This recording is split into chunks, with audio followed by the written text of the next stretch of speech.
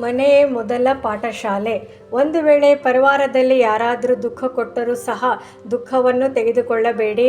ಆಶೀರ್ವಾದಗಳನ್ನು ಕೊಡಿ, ದಯಾ ಹೃದಯಗಳಾಗಿರಿ. ಮೊದಲು ಮನೆಯವರಿಗೆ ಮಾಡಿ. ತಮ್ಮ ಮನೆಯ ಪ್ರಭಾವವು ನಿಮ್ಮ ಸುತ್ತಮುತ್ತ ಬೀರುವುದು ಮತ್ತು ನಿಮ್ಮ ಸುತ್ತಮುತ್ತಲಿನ ಪ್ರಭಾವವು ದೇಶದಲ್ಲಿ ಬೀರುವುದು. ದೇಶದ ಪ್ರಭಾವ ವಿಶ್ವದಲ್ಲಿ ಬೀರುವುದು.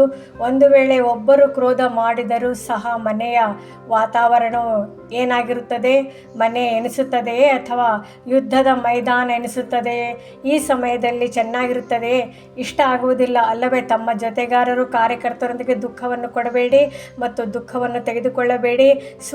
ಪರಿವರ್ತನೆಯಿಂದ ಮೊದಲು ಮನೆಯ ಪರಿವರ್ತನೆ, ದೇಶದ ಪರಿವರ್ತನೆ ಮತ್ತು ವಿಶ್ವದ ಪರಿವರ್ತನೆ. ಆಶೀರ್ವಾದ ಕೊಡುವುದು ಹಾಗೂ ಆಶೀರ್ವಾದ ತೆಗೆದುಕೊಳ್ಳುವುದು ಇದು ಆಶ್ರಮದ ಕಾರ್ಯ. ತಮ್ಮ ಮನೆಯ ಮಂದಿರವಾಗಿ ಬಿಡುವುದು.